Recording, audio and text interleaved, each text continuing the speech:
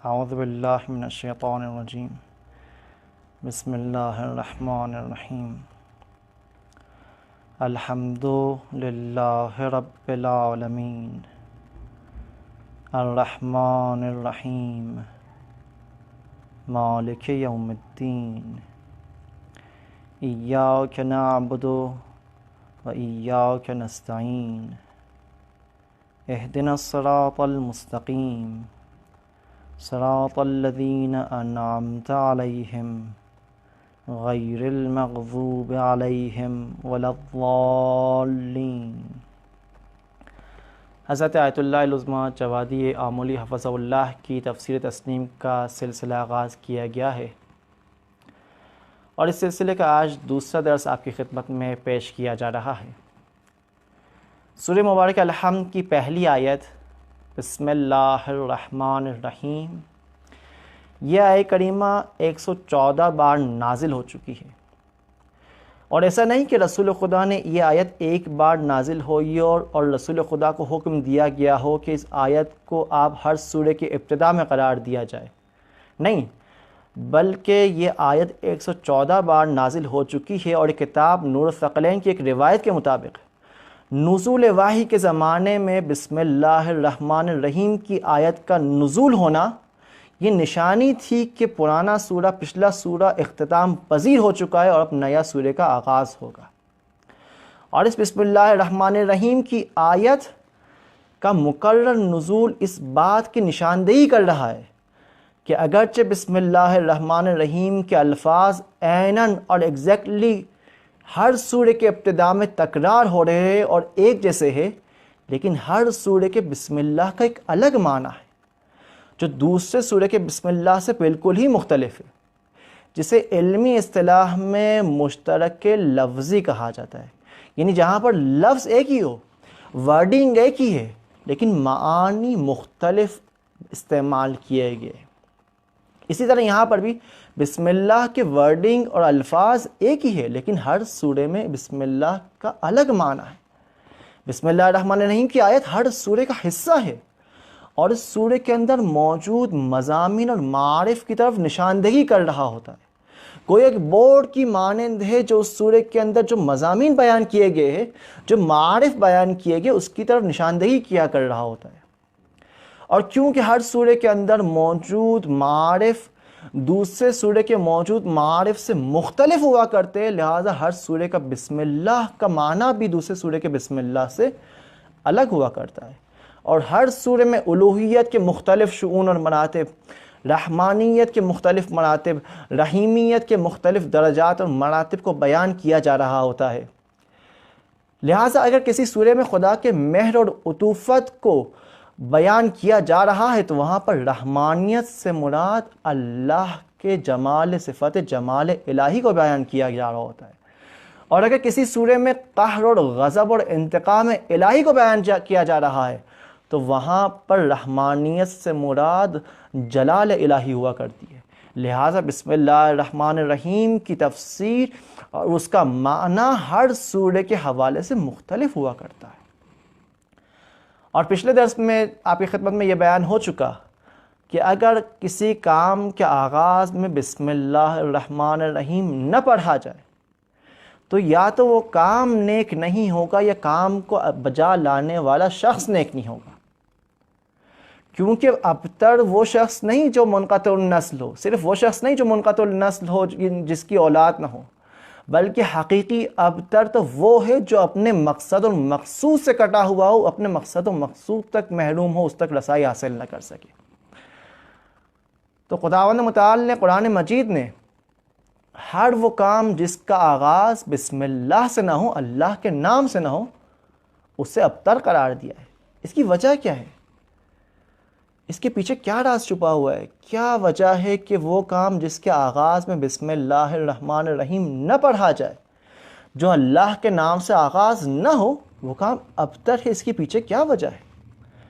قرآن مجید اس کی وجہ بیان کر رہا ہے کہ دوام اور بقا ذات خداوندی سے مختص ہے۔ سورہ الرحمن کی 26ویں اور 27ویں آیت کل من علیہا فان ویبقی وجہ ربک ذو الجلال والاکرام. ہر چیز فانی ہے، ہر چیز ختم ہو جائے گی، ہلاک ہو جائے گی. ہاں اگر کوئی چیز باقی ہے تو وہ وجہ اللہ ہے. سورہ قصص کی 88 نمبر کی آیت، کل شیء ہالک الا وجہہ. ہر چیز ہلاک ہو جائے گی، ہر چیز ختم ہو جائے گی. ہاں اگر کوئی چیز باقی رہے گی تو وہ وجہ اللہ ہے، اللہ کا وجہ ہے. خدا ہے جو صرف اور صرف وہی ہی ذات باقی اور دوام اس کے اندر مختص ہے، وہی ذات ہمیشہ باقی رہے گی. اور خدا کے بغیر نہ تو فعل باقی رہے گا، نہ تو فاعل باقی رہے گا، نہ کام باقی رہے گا خدا کے بغیر، نہ کام کو بجا لانے والا شخص باقی رہے گا. اور قرآن مجید بقا اور دوام کو ذات الہی سے مختص ہونے کی وجہ اور راز کو بیان کر رہا ہے کہ نیک کام اگر جاودانہ ہے اور باطل کام اگر فانی اور ہلاک ہے، ایسا نہیں کہ باطل کام فانی اور ہلاک پہلے موجود ہو، بعد میں فانی ہو جائے، بعد میں ہلاک ہو جائے، بعد میں ختم ہو جائے. نہیں،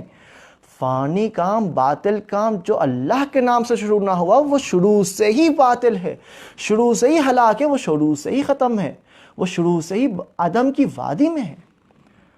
تو ما سوی اللہ سب سے، اور خدا باقی ہے. اور ہر وہ کام جو خدا کے نام سے آغاز ہو، ہر وہ چیز جو خدا کے لیے کی جائے، ہر وہ کام جو خدا کے لیے کیا جائے، وہ باقی ہے، وہ دوام رکھے گا. اسی طرح زمین اور آسمان، جنگل و صحرا، بحر و بحر، جس کو ہم مستقل طور پر دیکھ رہے ہوتے، جس کو ہم یہ سمجھ رہے ہوتے کہ شاید یہ تو مستقل ہے، ان کا دوام اور بقا بھی مستقل ہے. نہیں، یہ خدا کے فیض وجود دینے کی وجہ سے، خدا کے فیض وجود عطائے وجود کی وجہ سے موجود ہے، ورنہ یہ بھی موجود نہ ہوتے. یہ بھی مستقل نہیں، کوئی چیز مستقل نہیں. یہ مضبوط محکم پہاڑ بھی مستقل نہیں، یہ جنگل و صحرا بھی مستقل نہیں، یہ آسمان و زمین بھی مستقل نہیں. ہر چیز کو خدا نے وجود دیا ہے، ہر چیز کو خدا بقا دے رہا ہے. ہر وہ چیز جو خدا کے لیے ہو، خدا کے ساتھ ہو، خدا کے نام سے جس کام کو آغاز کیا جائے، وہ باقی ہے. اور قرآن کریم مثالیں بیان فرما رہا ہے کہ وہ کام جو خدا کے لیے نہ ہو، ما سوی اللہ ہو، ہر وہ کام ہلاک ہو جائے گا. سورہ نور کی 39 نمبر کی آیت،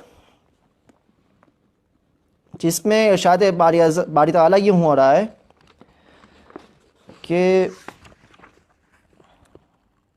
والذین کفروا اعمالهم کسراب بقیعۃ یحسبہ الظمآن ماء حتی اذا جاءہ لم یجدہ شیئا ووجد اللہ عندہ فوفاہ حسابہ واللہ سریع الحساب. وہ بیابان سے گزرنے والا تشنہ لب آدمی پانی کو، سراب کو پانی سمجھ بیٹھتا ہے اور اس سراب کی تلاش میں نکل جاتا ہے، اور جتنا زیادہ سراب کی تلاش کرتا جاتا ہے اتنا ہی زیادہ پانی سے دور ہوتا جاتا ہے. یہ شخص وہ کافر کی طرح ہے. وہ کافر اس سراب کے مانند ہے جس نے اپنی پوری زندگی باطل کی سراب کے پیچھے لگا دی، اور جب اس کے موت کا وقت آتا ہے تب وہ جان جاتا ہے کہ اس کے زندگی کے جتنے بھی اعمال و کردار اس نے انجام دیے تھے وہ سب برباد ہو گئے، اور ان میں سے کسی کو بھی بقا کا شرف حاصل نہیں ہوا. ایسا نہیں کہ موت کے وقت اس کے اعمال عدم ہو گئے، اس کے اعمال فانی ہو گئے. نہیں، اس کے اعمال شروع سے ہی فانی تھے، اس کے اعمال شروع سے ہی ختم تھے، اس کے اعمال شروع سے ہی ہلاکت میں تھے. اسی طرح دوسری مثال سورہ فرقان کی 23ویں نمبر کی آیت، وَقَدِمْنَا إِلَىٰ مَا عَمِلُوا مِنْ عَمَلٍ فَجَعَلْنَاهُ هَبَاءً مَنْثُورًا. ہبائے منصور یعنی وہ چیزیں جس کو ہوا میں اڑا دیا جائے اور ہوا میں اڑ کر وہ اپنی شکل و صورت کھو بیٹھے، اور ہوا میں اڑ کر شکل و صورت کھو بیٹھنے کے بعد وہ چیز گم ہو جاتی ہے. تو گناہگاروں کے اعمال کو قرآن کریم ہبائے منصور کے عنوان سے یاد فرما رہا ہے کہ وہ ذرات کے مانند ہے جو کہ جس کو ہوا میں اڑا دیا گیا ہے اور وہ گم ہو گئے، اور جیسے ہی اس چیز کی شکل و صورت باقی نہ رہے تو وہ چیز ختم ہو جاتی ہے، کیونکہ ان کے اعمال بقا سے متصل نہیں تھے، لہٰذا ان کے اعمال ہبائے منصور بن کے رہ گئے، ان کے اعمال ختم ہو گئے. تیسری مثال سورہ بقرہ کی 264 نمبر کی آیت، جس کے اندر ارشاد خداوند یوں ہو رہا ہے، یا ایھا الذین آمنوا لا تبطلوا صدقاتکم بالمن والاذی کالذی ينفق مالہ رئاء الناس ولا یؤمن باللہ والیوم الآخر فمثلہ کمثل صفوان علیہ تراب فأصابہ وابل فترکہ صلدا لا یقدرون علی شیء مما کسبوا واللہ لا یہدی القوم الکافرین۔ مبدا اور معاد کے منکروں کے اعمال اس لغزہ پتھر کے مانند ہے جس کے اوپر مٹی کے ریت جمی ہوئی ہے، اور بارش کے موٹے قطرے جب اس پر گرتے ہیں تو ایک ہی لمحے میں اسے ایسے دھو ڈالتے ہیں کہ وہ پتھر روشن اور صاف بن جاتا ہے۔ وہ جو اپنے کاموں کو ابتر ہونے کے بارے میں اس دنیا میں اپنے کاموں کو ابتر ہونے کو نہیں جان سکتے، اس تیر انداز کی مانند ہے جو رات کی تاریکی میں ہدف کا نشانہ لیتا ہے اور یہ سمجھ کر کہ اس کا تیر نشانے پر لگ گیا ہے خوش ہو جاتا ہے، لیکن جیسے ہی سورج برآمد ہوتا ہے اور دن کی روشنی ظاہر ہوتی ہے اسے پتہ چلتا ہے اور وہ دیکھتا ہے کہ اس کا تیر نشانے پر نہیں لگا اور اس کا کام مقصد تک نہیں پہنچا۔ قیامت کا دن جو کہ حق کے ظہور کا دن ہے، اس دن حق ظاہر ہو جائے گا، سب کے لیے حق ظاہر ہو جائے گا۔ وہ باطل کاموں کا اپنے مقصد تک نہ پہنچنے کو سب پر ظاہر ہو جائے گا، سب دیکھ لیں گے کہ ان کے باطل کام ان کے مقصد تک نہیں پہنچ سکے۔ لہٰذا یہاں تک ہم نے جان لیا کہ ہر وہ کام جو اللہ سے متمسک نہ ہو، جو اللہ سے متصل نہ ہو، وہ کام ابھی ابتر ہے، وہ کام ابھی فانی ہے، ابھی ہلاک ہے، وہ کام ابھی عدم کی وادی میں ہے، اور وہ کام جو خدا کے لیے ہو وہ اسے کبھی بھی موت نہیں آئے گی۔ اور بسم اللہ الرحمن الرحیم کو بلند آواز میں پڑھنا، یہ امام عسکری علیہ السلام کی ایک روایت کے مطابق ایک مومن کی نشانیوں میں سے، جہاں پر امام علیہ السلام مومن کی 5 نشانیاں گنوا رہے ہیں، وہاں پر ایک نشانی بسم اللہ الرحمن الرحیم کو بلند آواز میں پڑھنا ہے۔ اور ان نشانیوں میں سے ایک نشانی 40 کی زیارت ہے۔ یہ وہ ایام ہے جہاں ہم اسی موقع پر ہی پچھلے سال ہم اور آپ 40 کی تیاریاں کیا کرتے تھے، یا تو پھر نجف و کربلا میں موجود ہوا کرتے تھے، اور اس سال ہم سے یہ نعمت چھن چکی ہے۔ اس سال ہم محروم ہے اب الاحرار کی خدمت میں حاضر ہوئے اور ان کی خدمت میں سلام پیش کریں۔ یہ کتنی عظیم نعمت، جس کی قدر و قیمت کو نہ جانا، یہ عظیم نعمت ہم سے چھن چکی ہے۔ یہ 40 صرف امام حسین علیہ السلام کا 40 نہیں، یہ علی اکبر کا بھی 40 ہے، علی اصغر کا بھی 40 ہے، یہ اون محمد کا بھی 40 ہے، یہ قاسم کا بھی 40 ہے، یہ عباس کا بھی 40 ہے۔ مروان ابن حکم کہتا ہے کہ واقعہ کربلا کے بعد ایک دن میں قبرستان بقیع کے سامنے سے گزر رہا تھا کہ میں نے دیکھا ایک سیاہ پوش بی بی آئی اور آنے کے بعد خود کو فاطمہ زہرا کی قبر پر گرا دیا اور کہنے لگی، اے فاطمہ زہرا، میں آپ کو آپ کے بیٹے عباس کا پرسہ دینے آئی ہوں۔ مروان ابن حکم کہتا ہے کہ میں نے پوچھا، یہ سیاہ پوش بیوی کون ہے؟ کہا، تجھے نہیں معلوم؟ یہ علی کی بیوہ عباس کی ماں ام البنین ہے، خدا نے جنہیں 4 بیٹے عطا کیے تھے، جنہیں عرب کی عورتیں فخر سے ام البنین یعنی بیٹوں کی ماں پکارتی تھی۔ لیکن ہائے کربلا کے واقعے کے بعد ام البنین نے عرب کی عورتوں سے مخاطب ہو کر کہا تھا، اے عرب کی عورتوں، اب مجھے ام البنین مت کہنا، کیونکہ اب وہ بیٹے ہی کہاں رہے جس کی وجہ سے میں ام البنین کہلاتی تھی۔ مروان بن حکم کہتا ہے کہ میں نے دیکھا ام البنین آئی اور آنے کے بعد خود کو فاطمہ زہرا کی قبر پر گرا دیا اور کہنے لگی، اے فاطمہ زہرا، میں آپ کو آپ کے بیٹے عباس کا پرسہ دینے آئی ہوں۔ پھر ایک مرتبہ ام البنین کھڑی ہوتی ہے، کربلا کا رخ کرتی ہے اور کہتی ہے، عباس، دنیا میرے پاس آ کر تیرا پرسہ دیتی ہے اور کہتی ہے، عباس کی ماں تیرے بیٹے کے مارے جانے کا پرسہ لے لے، لیکن ہائے عباس، مجھے یقین نہیں آتا کون ہے جو میرے شیر جیسے بیٹے کو مار سکے، نہیں اب تک کوئی پیدا نہ ہوا، لیکن ہائے عباس، مجھے یقین بھی آ جاتا ہے جب میں سوچتی ہوں کہ سکینہ کو تماچے مارے گئے، زینب کی چادر چھینی گئی، ہاں اگر عباس زندہ ہوتے تو نہ زینب کی چادر چھینی جاتی، نہ سکینہ کو تماچے مارے جاتے۔ الا ولعنۃ اللہ علی القوم الظالمین وسیعلم الذین ظلموا ای منقلب ینقلبون۔ بار الہ ہماری اس قلیل سے عبادت کو قبول فرما، بار الہ ہمیں نیک بننے اور نیک اعمال کو خدا کے لیے انجام دینے کی توفیق عنایت فرما۔ غفر اللہ لنا ولکم۔ السلام علیکم ورحمۃ اللہ وبرکاتہ۔